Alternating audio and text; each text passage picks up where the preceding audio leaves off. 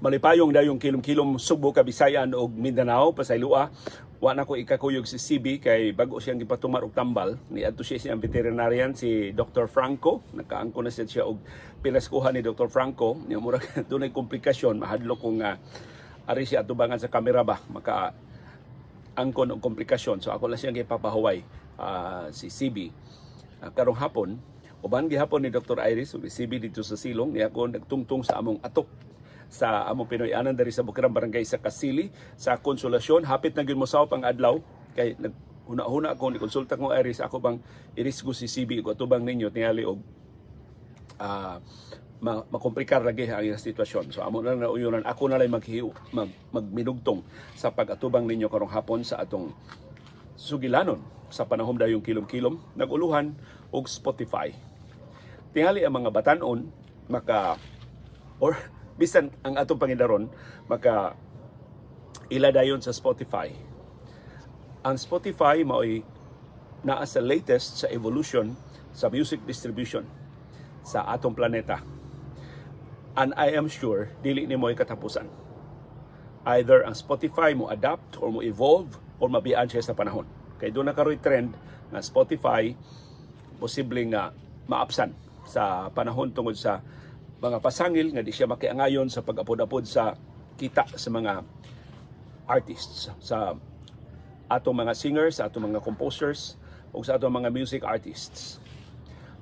Tuguti karong hapuna bisan dili takos kutob lang sa akong mahinungduman akong suyan og subay kuyugi ko pagsubay sa evolution sa music distribution dinhi sa ato. Ang ako namataan og buot radio station mo'y atong tinubdan sa musika. Ang doon na tayo paborito nga mga programa sa radyo, ma-AM o ma-FM man, pero kasagaran FM ang atong tinubdan sa music. Unya, doon na tayo paborito nga mga disc jockeys, doon na tayo paborito nga mga announcers.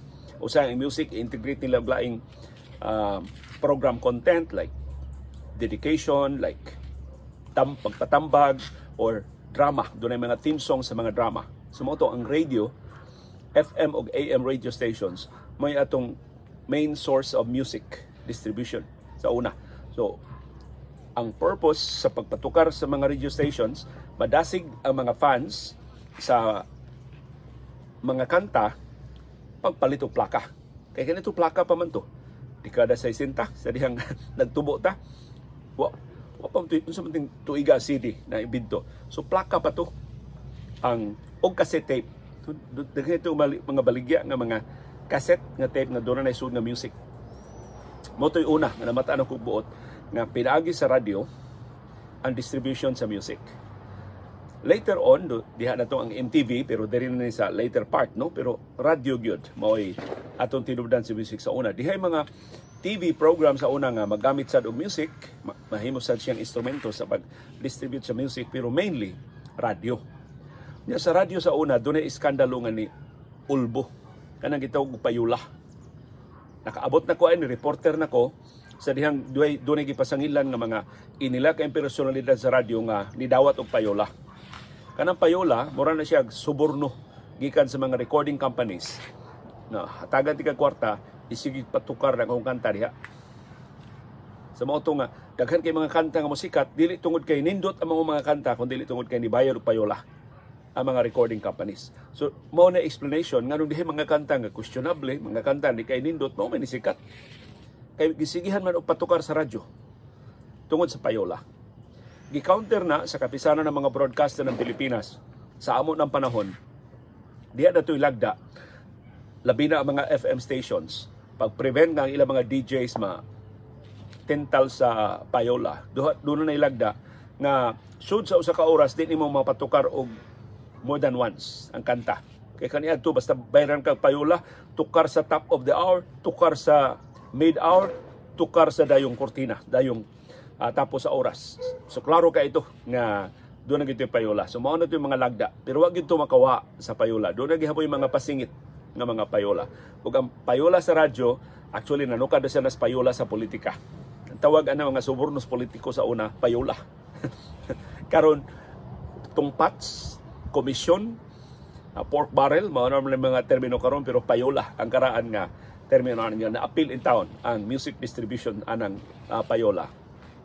Sunod ako na matagbuot, siya mag-apil-apil na ko og dekada 70 na ni, diha mag-apil-apil na ko og mga contest sa radyo. Ang paborito gyud nga premyo sa una, mga plaka. Nakaabot pa ko nga diha mga ipang premyo bitaw katong mga 45 RPM katong gagmay plaka nga duha ra ka kanta. Ang flip side, ang side A o side B sa kanta mo ihatag, but mostly sa ako na naabdan sa diyang ni-appeal na ko sa mga papremyo nilang Nanding Celeste, Andoy Pordoy, katong iantabang patrol sa DYCB, wa pa siya mabalhin sa DYHP. Katong mga programa nilang Art Maloy sa DYRC, ni Max Andrino sa DYRE, ni Bert Mansueto sa DYCB, ni Roger Solante sa DYMF. Bomboradyo man na sa kanto si Roger Solante sa una. So, mga plaka mo ilang ipremyo. So, makadaog ko mga plaka. Ang problema na kuha man ko'y kining record player. Kay, diha naman minampuyo ato sa San Isidro sa Talisay. Diha yung record player, kung sa'y tawag kana bang tigtukar o plaka, ang bahay ni Tio Pamping, si Panfilo Lastimoso Senior. Mao'y tag-iya atong bahay nga mong gipuyaan. Patay na mas Tio Pamping. So dito may papuyo niya iya mga anak ng larga naman. Dagko naman. So doon na ilang kaugalingong nga pamilya. Wala nagpuyo atong ilang bahay. So kami nagpuyo. Diha siya, kompleto to si Tio Pamping.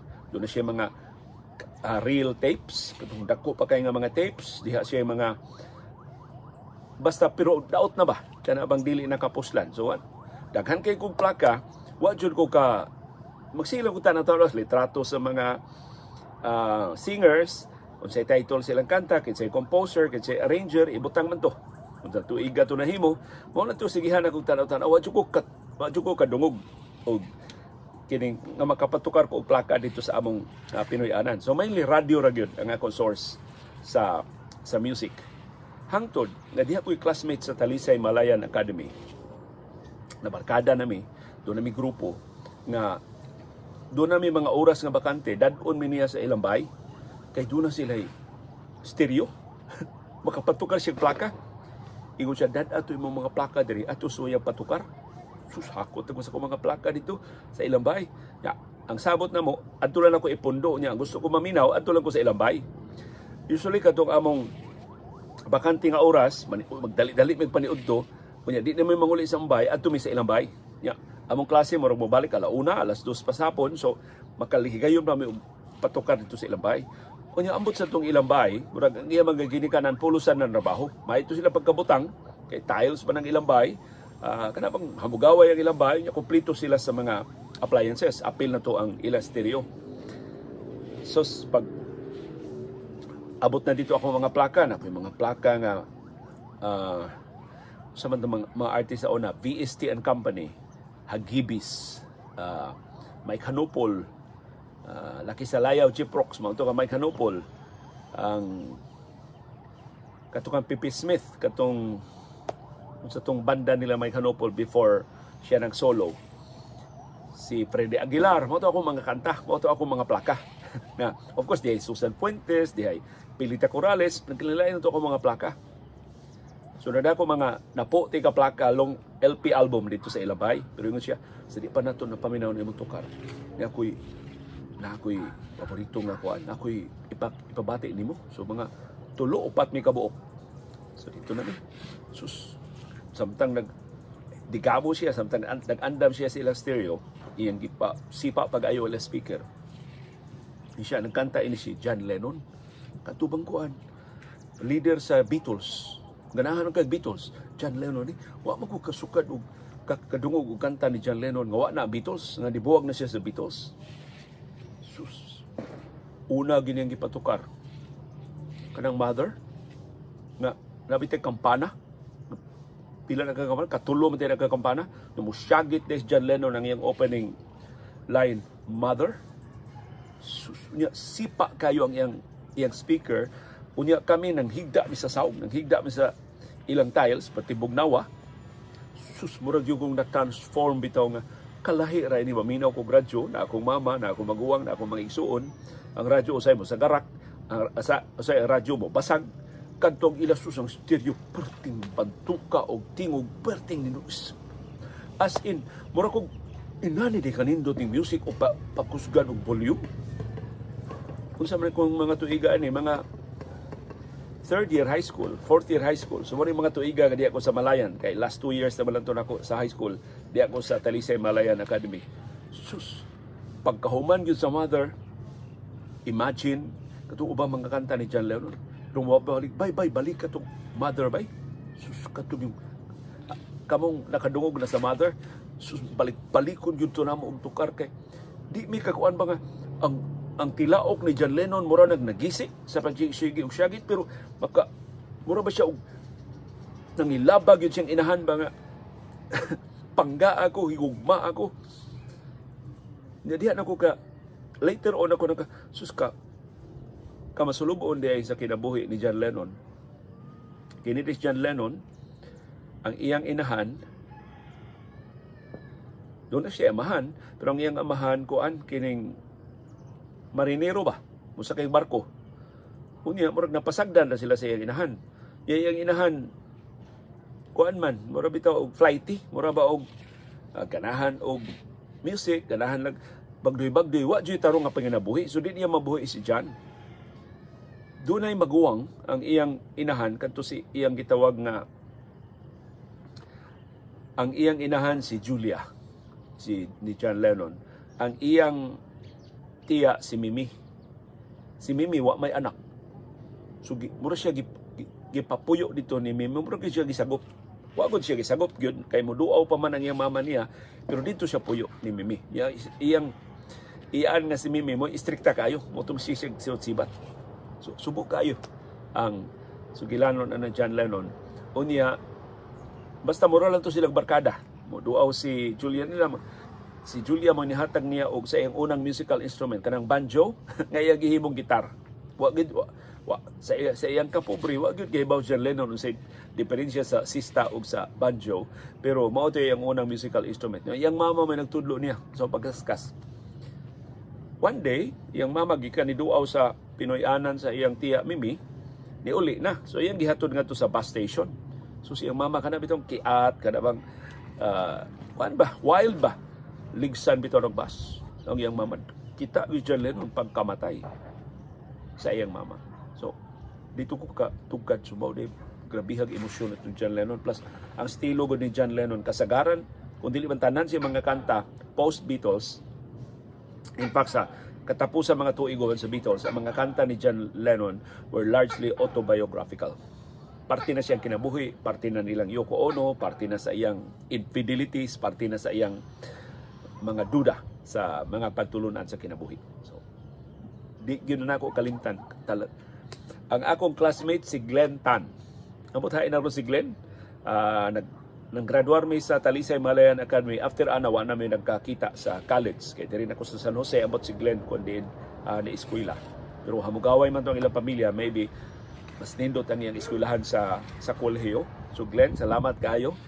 Diha sa imong bahay ko una nakadungog. I'm sure nakadungog tali ko mga plaka sa una pero di na ko kahinomdom. Pero diha sa imong bahay katong imong sipa kay stereo mo ito'y nakapukaw na kung kanindot man is music o maayo kayo ang speaker. Unya, of course, ang gipatukar ang anak, paborito na mo ang anak ni Freddie Aguilar, katong Laki sa Layaw, Jeff Rocks ni Mike Hanopol. So magpili-pili rami, dili ang whole LP mo'y among tukaron. Narami mga paboritong kanta niya, mag-request na ba mi ba? Samtang maminaw mi sa usang kanta, ang uban magtanaw dito maplaka kinisunod.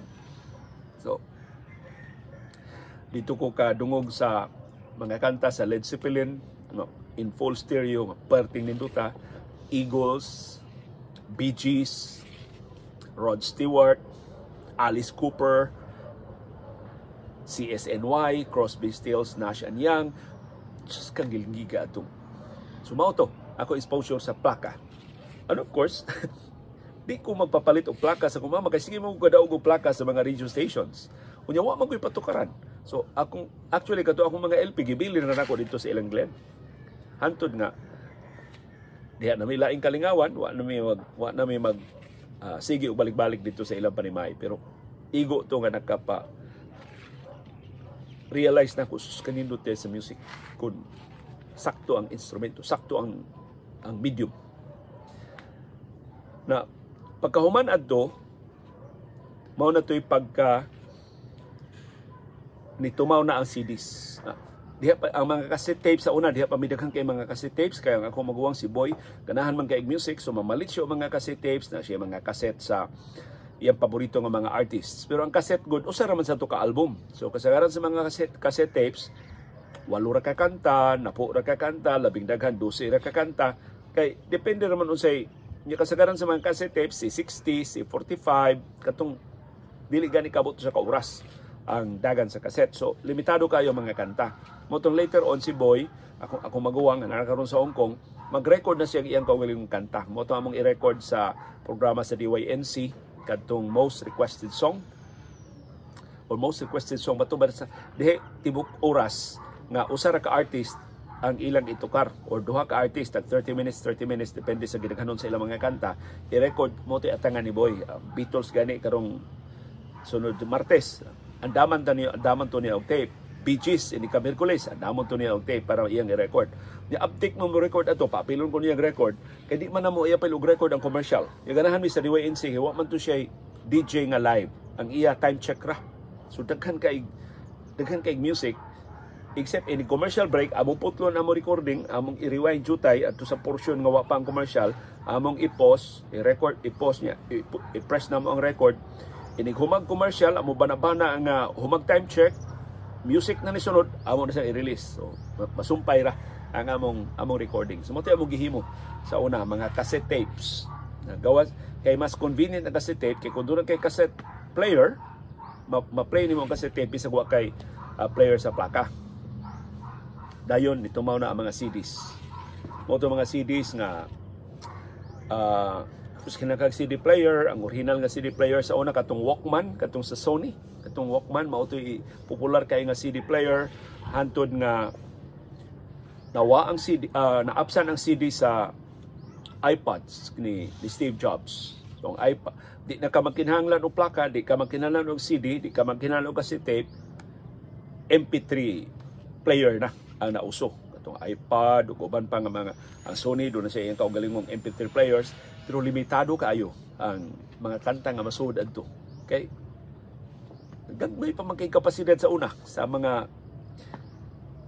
kadto ding Walkman. I think pwede sa to cassette sa ibutan nimo sa imong Walkman para makapaminaw ka. Until ni graduar siya ngadto sa pagka MP3 player. Sa dihang nauso ang MP3 minus na kayo ni minus sa halin sa CD. Okay? Sa panahon pa sa CD, sa iyo na magitong CD mag-burn ka gikan sa imong computer. Mao sa itong higayuna na nauso itong mga downloads. Nakabantay ko katong mga Napster, katong uban pa nga mga BitTorrent, katong mga illegal nga download, di ka mananghi, di ka mo palit, pero maka-download ka. Unya, humani mo download, pwede nimo i-burn nga to sa CD. Mutudaghan kayo nagnegosyo adto nga musuwat lang ka sa imong mga titles. Ya imong iatos tindahan, ipa-burn nimo, pabalikon lang kay ini kahapon. Ya pila to ilang bayad kada kanta. So bayad ka do na kay CD nga katong imong selection mao to ilang ibutang in that order, in that particular order. So do na toy basta gusto ka og mga kanta sa Beatles, pagpili lang ka unsa kanta sa Beatles, pili lang ka dito. So mao to ilang nya ang i-burn nila ang imo jung gi-request nga mga kanta. Ingnon lang kanila wa ni bay. Dili ni available, pero kasagaran available gyud kay unlimited man niadto ang mga downloads. Paspas kay mga downloads sa una. Di sa mga downloads sa una nga whole album ang i-download. So di ka makabuot sa order sa kanta. Ang order sa kanta sa album mo imong matukar kay usa man siya ka unit, di man siya per song download.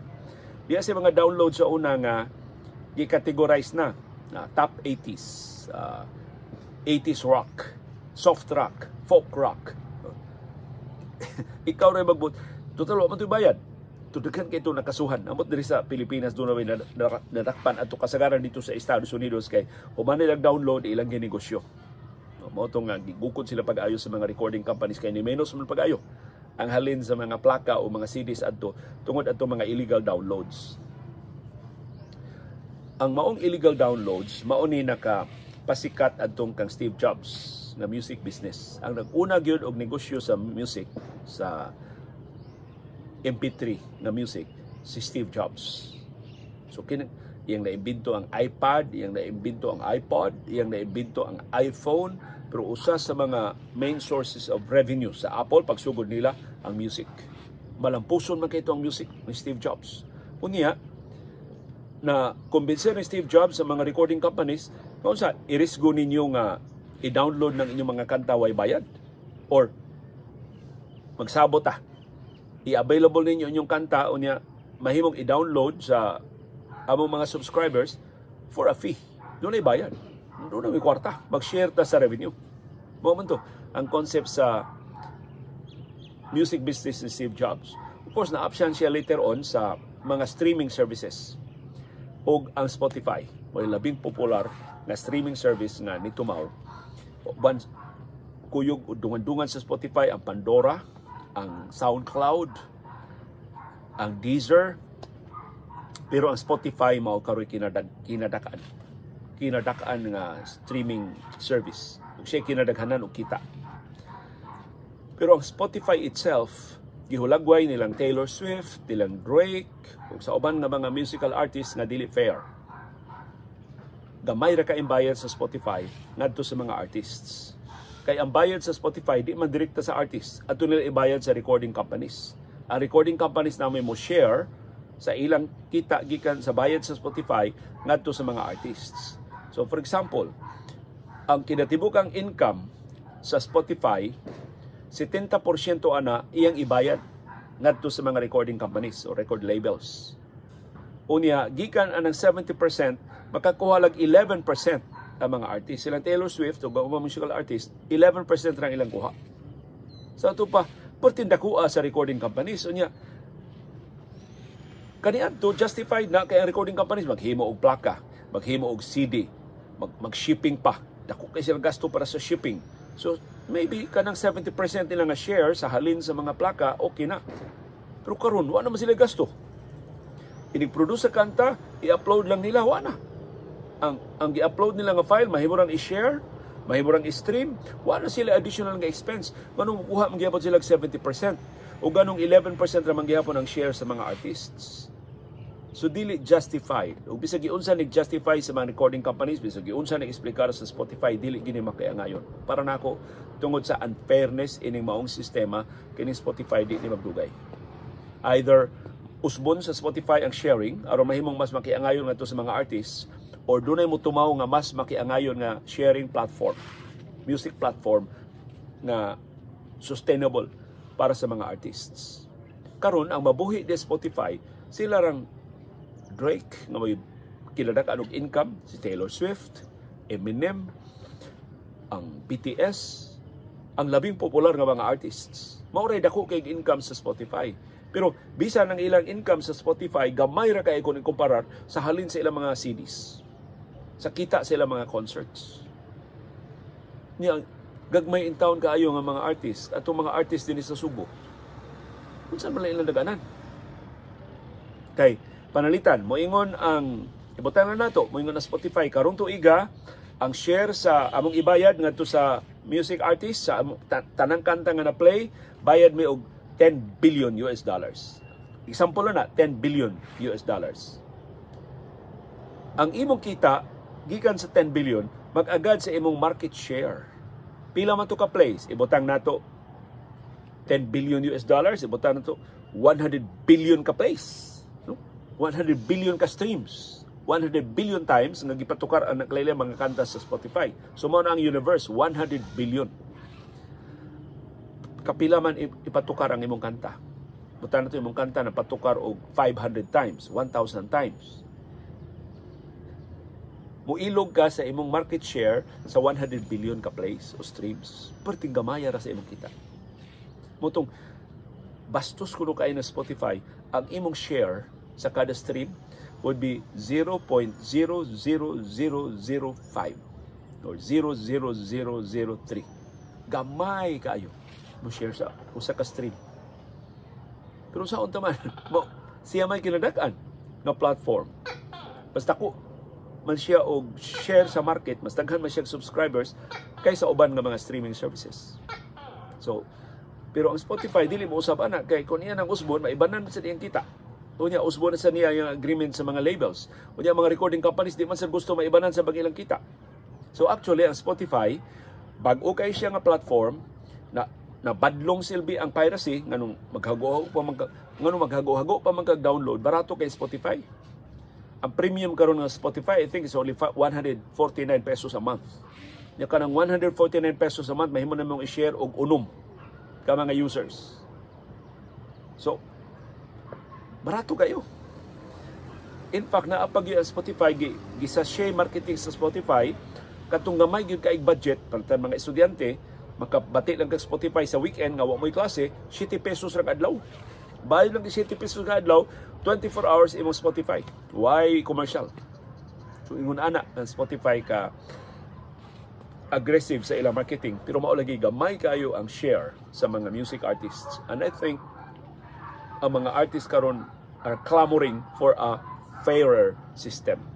So either ang Spotify mapugos og usab sa iyang sharing scheme or ma-absent siya sa panahon, dunay bag-ong plataporma nga mo offer og mas maayo nga sharing ngadto sa mga artists, or finally mabungkag ning monopolya sa mga recording companies. Kay hantod karon gud ang mga recording companies may nagdominar sa music industry. Kay sila may dunay budget pag market nimo, sila dunay budget pag schedule sa imong mga tours, sila may dako pa kay silang papel ba, pero dunay mga music artists pareha na kadagko nilang Drake, ni Taylor Swift ug Adele ug uban nga maka demanda na sa mga recording companies. I think mao na panahon na nga mabungkag na ning kartel sa mga recording companies o mga artists makaangko na gyud sila makiangayon nga bahin sa ilang trabaho. Kay sila ba yung nagmugna ano mga kantaha? Pila in town kagabi, pila ka adlaw na lang pagtukaw, pag himo anang kantaha, pag-record, pag-produce anang kantaha. Unya mga recording companies mo makakuha og 70%, ang ila 11% ra sa share sa streaming services. So dili makiangayon ang bahinay diha sa Spotify. So nindot kay Spotify ikumparar sa original nato nga music distribution system na pinalagi mga radio stations, mga cassette tapes, mga records, mga CDs, MP3 players, illegal downloads. Karon ang Spotify di ka mahadlok na ikiha ka, barato ra kayo Spotify, mahimo na nga way commercial. Kung wa jud kay budget para Spotify, imo gawtahon nga dunay commercial. Motong akong amigo nga tihik parehan ako, wag yun siya mo subscribe og Spotify Premium. So ganahan ko no kay misis kay nindot kay music. Alas 2 kadlaw no, napukaw yung misis no naman ni commercial atong music kay dili premium ang yang Spotify. Na may free na Spotify nga batangan kaniya og commercial. So mukita sa ang Spotify sa mga commercials na iyang i-play in between songs. Akong tapuson kining akong sugilanon may tungod sa Spotify karong hapon pinagi sa ako ni pangahas pagpahibaw ninyo nga kaming Iris sa una sus magkatubangay mga Iris maghimo may playlist sa Spotify katong bag-o pag yun kay sa Spotify maghimo may playlist hapit kada adlaw na may playlist ni Iris. Ako nahibawan ganahan sa kay mohimog playlist sa Spotify si kanhi Mayor Tami Osmeña, iyang kauban iyang apo ang anak ni Milang Miguel og ni Attorney Bea Osmeña, abogada naman si Bea.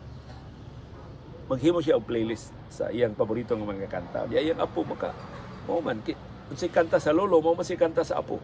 So kaming Irish mag-atubangay maghimo og playlist. Until finally pareha sa ubang putang, pula na ba ka ba? Sige mo taghimo playlist ani. Maura man ni kanta atong paminawon. So inko hours na ko ADRs para di ta maghimo sige himo playlist. Tanan nimong playlist hours akong kuhaon, tanan playlist akong kuhaon, iipon na tong usa lang ka playlist. Sa umla nimo basta mahimo na. So akong copy and paste ang tanan niyang playlist, ang tanang kanta sa siyang playlist, akong gibutang og bagong playlist, ang tanan akong kanta sa akong mga playlist, akong rock na playlist, akong folk na playlist, akong soul music na playlist, akong disco na playlist, akong gikuha tanang kanta, akong gibutang og usa lang ka playlist. Sus, ang akong kanta ni abot og I think more than 1,000 songs ang dili 1,000 ay mga 2,000, 3,000 din nakakanta ako. Wa man sa dira ako akong telepono. Angan sa kong playlist just in case interested mo, mangahas na lang ko og just sa example ba aron maghibaw-an ta pareha ba ta og music. Ang akong gingan sa among playlist kiningan sa among lugar, Royal Cebu. Spelling sa Royal, R-O-Y-A-L-E. Si classmate Yul Julia, usa na sa subscribers ba o followers anang maong playlist. So, doon na natin mga viewers nga ni-subscribe na maong playlist, Royal Cebu. Paminawan ninyo ang Royal Cebu niya. Akong i-suggest, inig-play ninyo ana i-shuffle para nga dili ang order sa akong pagbutang sa playlist mo ay inyong mabatian kay kun di niyo i-shuffle, magsunod ang kanta sa Beatles, magsunod ang kanta sa Bee Gees, magsunod ang kanta sa Eagles, magsunod ang kanta sa Carpenters. Mas may nang i-shuffle aron matilawan ninyo ang tanang kantang ganahan ni Dr. Iris, ang tanang kantang akong ganahan akong giipon. Tinapulan ang playlist kitawag og Royal Cebu. Pero akong tanaw, akong forecast, ug ayaw kong tuuhi kay dili ko IT expert, dili ko music expert, di ko futurist, di ko hibaw unsay sulod nga mahitabo, pero para nako mupatigbabaw gyud ang kaangayan. Ug ang mga music artists magpadayon pagpangita og plataforma nga mohatag nilang mas may kaangayon nga bahin sa ilang musika. Ug kining playlist either mousab siya aron mahimong mas makiangayon ang sharing or mabiyaan siya sa panahon masapawan siya og mas makiangayon nga plataporma. Uban ni Dr. Iris ug ni CB diri sa Bukirang Barangay sa Kasili sa Konsolasyon, kini si Leo Lastimosa. Magpasalamat sa padayon ninyo nga pagsubay, pagsunod, pagsalig o pagpaminaw sa atong panahom dayong kilom-kilom. Malipayong panihapon kanaton tanan.